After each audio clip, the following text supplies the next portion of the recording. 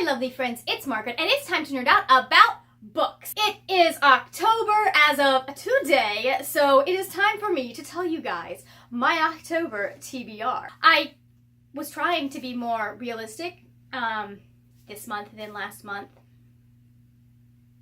I don't know that I succeeded. So first off, let's get the 3 books that are carrying over from my September TBR out of the way. The first one is Aquaman Rebirth the Drowning, Volume 1.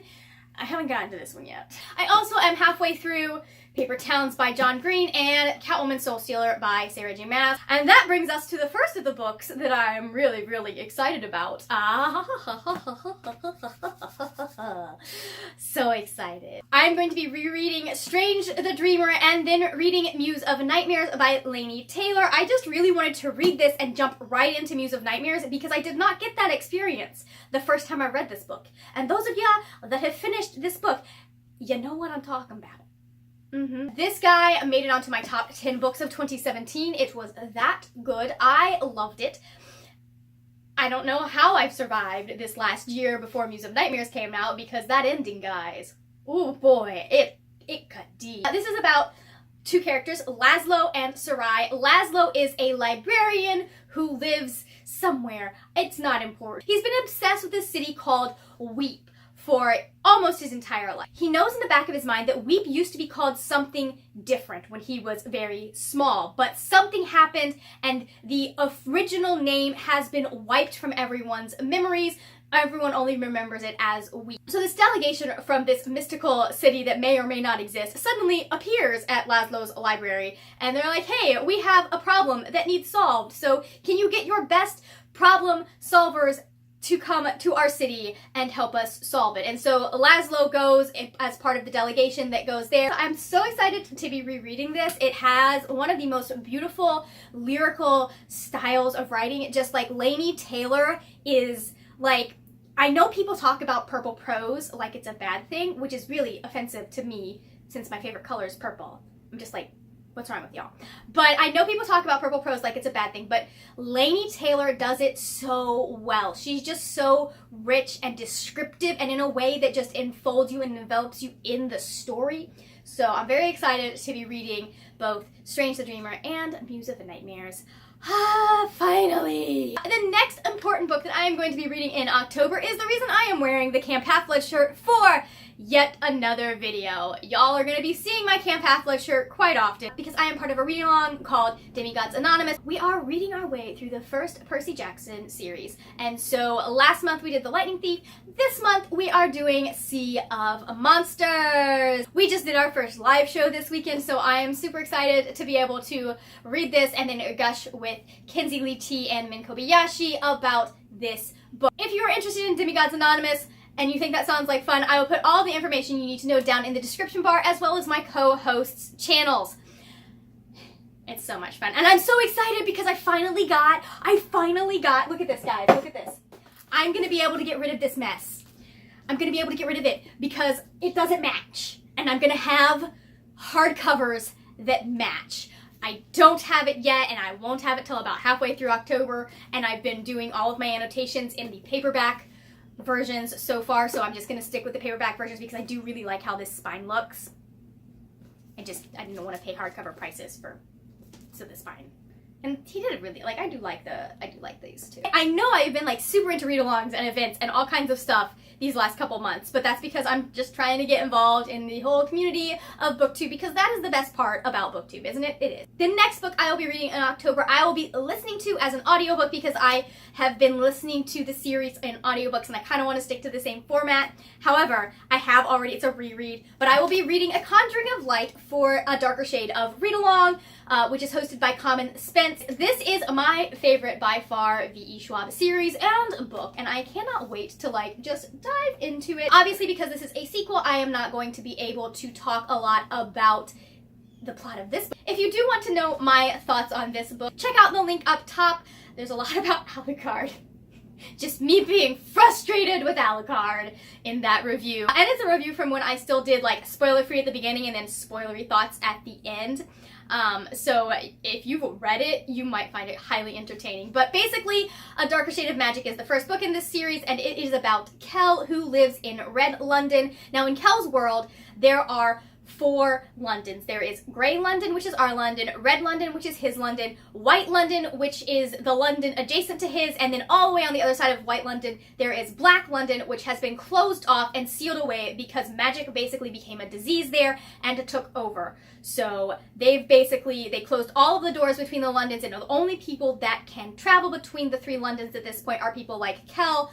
They're called Antari, and at the moment, there are only 2 of them in existence. So they tend to be found by people in power and kept by people in power. This is about Kel. He has a bad habit of smuggling things between the Londons, which is not great when you are representing the crown and you're breaking the laws of your world.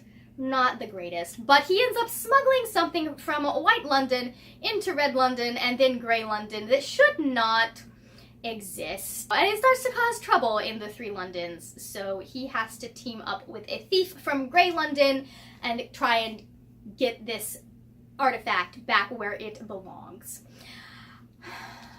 I love this book, guys. I am also going to be participating in Victober.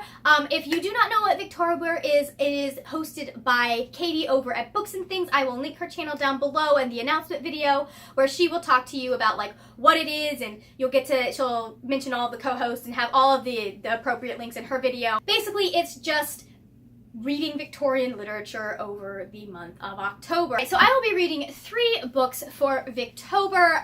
2 of those I'll be listening to as an audiobook. One of them I will be reading as a hard copy because I wanted to be able to annotate it. I do not have it yet because I haven't been able to find the version that I want, either as a used book or as a new book, so I have to go on Amazon and see what I can find there. There are 5 challenges, and each of the 3 books that I am reading satisfies more than one of those challenges, so I'm overlapping challenges on a lot of these. But the first book I am going to be reading is the group read along, and that is Wives and Daughters by Elizabeth Gaskell. That is going to satisfy the first challenge, which is to read a book by one of the host's favorite authors. It is also going to fulfill the general challenge, which is to read a book and then watch its movie adaptation. The next book I am going to be reading is Agnes Grey by Anne Bronte, and that one satisfies 3 challenges, I believe. It satisfies the challenge to read a book where the title has a proper noun, so the name of a person or a place. It's the first part of Katie's challenge, which is to read a book from the first 10 years of the Victorian era. It also satisfies the challenge to read a book that was written by a woman under a pseudonym. And the third book that I will be reading is Dracula by Bram Stoker. That one is going to satisfy the second part of Katie's challenge, which is to read a book that was in the last 10 years of the Victorian era. So I kind of like, you could do either or, but I wanted to do both. So I'm gonna do both because I can. Wives and Daughters is about a girl that her father remarries, and so she has to deal with a stepmother and a new stepsister, and so it's like just basically dealing with all that in the Victorian era. I've heard that it is unfinished because Elizabeth Gaskell died before she finished it.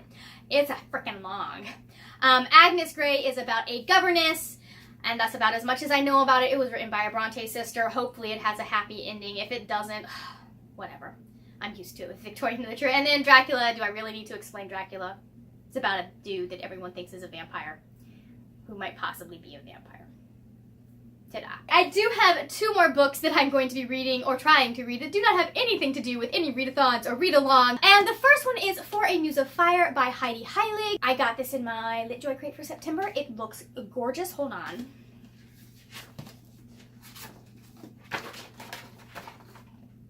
Look at that. That's some Cassandra Clare level crap going on there. That's that gorgeous. Anyways, I'm very excited. I also really like how they did the spine on this. So this is Jeddah. She lives in a place called Chakrama, and basically she and her family are a troupe of shadow puppeteers, and she has magic, which is kind of sort of outlawed. but she uses her magic to help them make money and keep them above ground. However, there is a rebellion brewing. Her people have been oppressed by a group of people that came in and colonized her country and has been in power for a while, and so there's a rebellion brewing, and the rebellion is kind of threatening to expose her secret. Now, I'm pretty sure, like, her magic kind of means death if someone finds out about it, so it sounds like the kind of stakes that I like. The next, like, physical book that I will be reading in the month of October, or will be trying to read in the month of October, is A Court of Mist and Fury by Sarah J. Maas. Okay, so I read A Court of Thorns and Roses quite a bit ago. It was not my favorite book that I've ever read, but that's just because of how I am as a shippy ship person, and I don't like wasting my time on things that aren't going to happen. But I've heard that the things that I wanted to happen in this book. The ACOTAR series is about Feyre. She is a human living in the mortal lands, and she accidentally kills a fairy, and because she kills this fairy, there's like this pact that she has to go and live in the Fey lands to replace the life she took. Instead of requiring Feyre to sacrifice her life, the fairy is just like, listen, you can just come be a servant and live on my land and live in my castle, and basically, like, that's what's gonna happen, and that way you don't have to die. And so as she's in the Fey land, she starts to kind of realize that something's not quite right with any of the stuff that's going around her. Like, there's stuff that, like, she's hearing snippets of conversations, and she's just hearing about stuff, but not the full story. So she knows something's up, and it's something that's not great. And she tries to get to the bottom of it. From what I understand, this is a much more character-driven series than a plot-driven series, which I tend to really like. I like it when we dwell on the characters and we get to see the characters. And, like, if I'm getting emotional, like, fulfillment from what's happening with the characters, I really don't need emotional fulfillment from the plot, apparently. I mean, that doesn't excuse a horrible plot, because I'm going to still call that out if that happens. I've heard this is the best book of the 3 that are out right now. Full novels. So I'm really excited to see what it's about and if I like it. And the final book that I am going to be reading, or listening to, I guess, is In the Afterlife by Alexandra Bracken. If you saw my August wrap up, you know I absolutely adored The Darkest Minds and jumped right into Never Fade. Never Fade was not quite the cliffhanger that The Darkest Minds was, but I still really liked it. So I'm really excited to be finishing this series and then be able to read The Darkest Legacy. Those are all the books I'm planning to read in October. Again, Margaret seems to think that she has endless amounts of time to read and has completely forgotten that she's trying to finish writing a book by October 21st. Yeah. I really would like to finish it in time to, like, take a breather before NaNoWriMo comes. We'll see if that happens. If you like this video, please give it a thumbs up and also hit that subscribe button. I would love to see your lovely face here on a regular basis. If you want more content from me, you can find me on Instagram and Twitter. Those are both @thewordnerd, and don't forget that is a 3 in nerd instead of the E. That is it for now, my friends. I will see you later when we will talk about more wordy, nerdy things. Bye!